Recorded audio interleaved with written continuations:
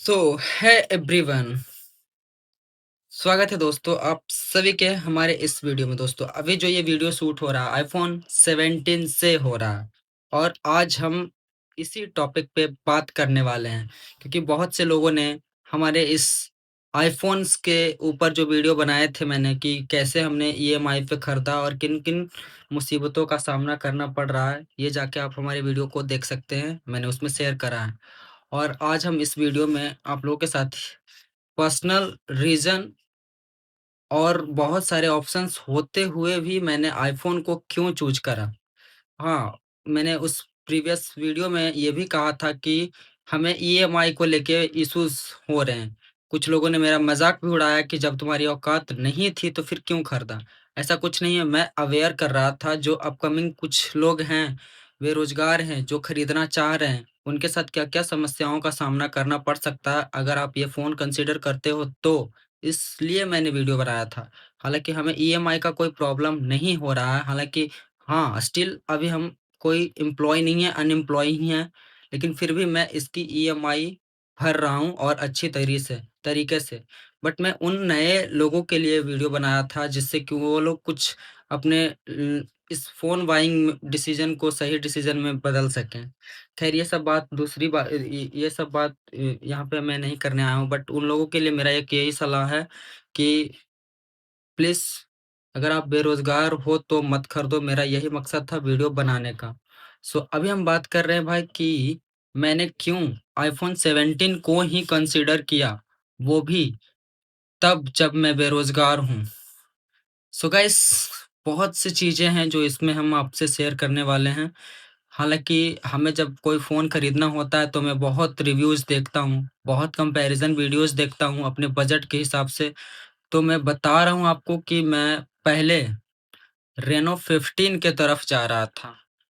जब रेनो 15 को कंपेयर किया 14 से, तो समझ में आया कि भाई ये तो 1 साल पहले का फ़ोन है और इसका प्रोसेसर काफ़ी सही है, अभी के हिसाब से। मैं पहले ही बता दूँ दोस्तों कि अभी के जितने भी फ़ोन्स हैं या फिर जो अभी बिक रही है, जो अभी सेल्स में आ रहे हैं फ्लिपकार्ट पे या फिर अमेज़न पे, ऑफ़लाइन तो जितने भी फ़ोन्स होते हैं वो ज़्यादातर अ, बंद हो जाते हैं, नहीं सेल होते हैं।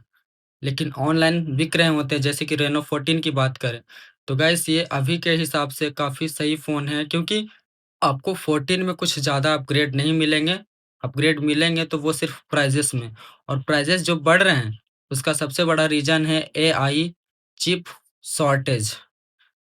एआई का बहुत ज़्यादा इस्तेमाल होने के वजह से मेमोरी शॉर्टेज हो चुका है पूरी दुनिया में और इसी का फ़ायदा उठाते हुए मोबाइल इंडस्ट्री वाले सारे फ़ोन्स की प्राइसेस बढ़ा रखे हैं और इन्हीं सब फ़ोन्स को के कंपेयर करते पहले मैं 16 की तरफ गया।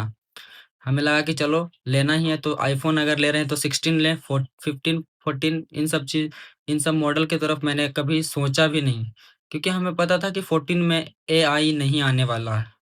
जब भी आएगा तो 16 में आएगा और इतना तो ज़रूर एप्पल वाले करते हैं कि भाई जो भी नेक्स्ट उनका मॉडल होता है, उनमें प्रीवियस जनरेशन से कुछ अपग्रेड करते हैं। हालाँकि बहुत बड़ा अपग्रेड नहीं करते हैं लेकिन करते हैं और थोड़ा-सा इश्यू बन रहा था 16 और 17 के बीच में कि 16 128 जीबी ही काफ़ी महँगा पड़ रहा था, 65 के अप्रॉक्स पड़ रहा था और हमें चाहिए था 256 जीबी और मैं इस वीडियो में आप लोगों को सलाह भी देता हूँ कि कोई भी फ़ोन लें आप, तो 256 ही लें बिकॉज़ आजकल के जनरेशन में बहुत ज़रूरत है मेमोरी की। ख़ैर ये बात की बात है, लेकिन फिर से कहूँगा कि 256 जीबी के ही तरफ जाएँ, चाहे कोई भी फ़ोन लें।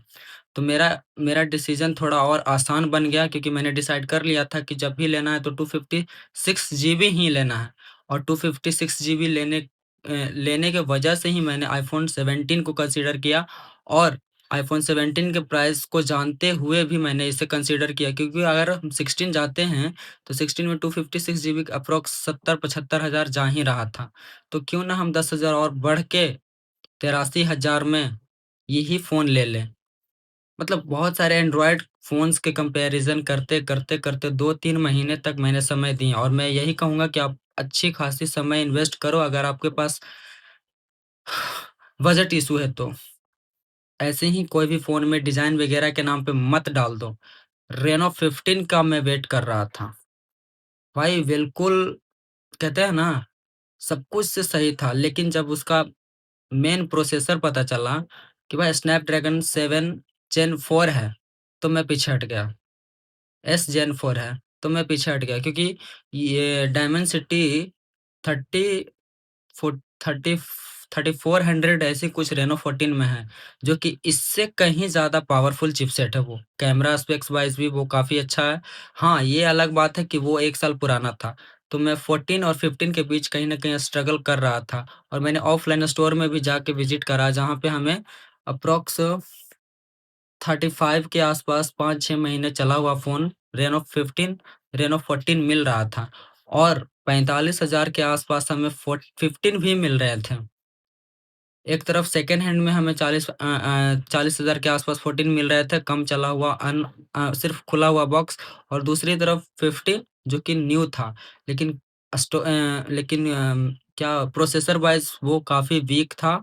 रेनो 15 जब लॉन्च हुआ, वो काफ़ी एग्रेसिवली प्राइसेज़ में लॉन्च हुए थे, इसलिए मैंने उसको ड्रॉप कर दिया। फिर एक नोट 5 था, जिसका सब कुछ हमें सही लग रहा था, लेकिन थोड़ा-सा इश्यू बन रहा था उसमें कैमरा स्पेक्स वाइज़ को लेके, और आईपी रेटिंग बहुत कम था।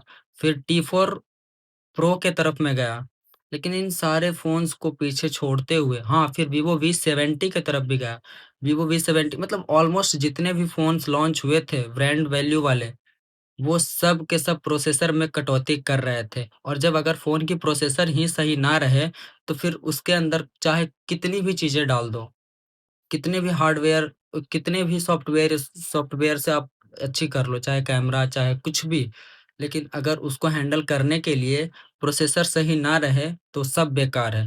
इसलिए मैंने सारे चोचलेबाज़ी को छोड़ के 17 की तरफ गया, और मैं कहीं न कहीं आईफ़ोन को चलाना, एक्सपीरियंस करना भी चाह रहा था, पिछले कई सालों से। लेकिन इस बार जब मौका मिला, तो हमने एक तो प्राइस हाइक का इश्यू था कि अगर मैं 45,000 लेके भी सैटिस्फाइड नहीं हूँ उसके प्रोसेसर से, तो क्या फ़ायदा इतने महँगे फ़ोन लेके। सो मैंने 16 को भी गिव अप किया, फिर 17 को लिया। 17 का लेने का मेन रीज़न यही था कि थोड़ा-सा मन में ये बात की संतुष्टि था कि प्रीवियस ईयर जनरेशन से जितने भी फ़ोन्स हैं, सबसे ये बेस्ट होगा, और सच में बेस्ट है भी। हाँ, महँगा पड़ रहा है, नो डाउट महँगा है, लेकिन इसके फीचर्स काफ़ी कूल हैं। एक तो प्रो मोशन इसमें डाल दिया, 120 hertz refresh rate base model में ही, और बेस मॉडल में ही 256 जीबी डाल दिया है, और बैटरी ऑप्टिमाइज़्ड करके दिया है। तो मैंने 16 को ड्रॉप कर दिया, और मेरे हाथ में जो अभी फ़ोन है जिससे मैं रिकॉर्ड कर रहा हूँ, ये सेज कलर है, ताकि पता चले कि ये 17 है ना कि 16 है, बिकॉज़ सब 16 और 17 दोनों सेम ही देखने में लगता है। खैर, ये वीडियो काफ़ी लंबा हो गया है लेकिन मैं इसी वजह से 17 को कंसीडर किया, और अभी मैं ईएमआई पे इसे इस्तेमाल कर रहा हूँ, और हमें ईएमआई का कोई इश्यू नहीं है। मैं ईज़िली भर पा रहा हूँ, और आगे भी मेरे ख़्याल से मैं भर पाऊँगा। So thank you, bye.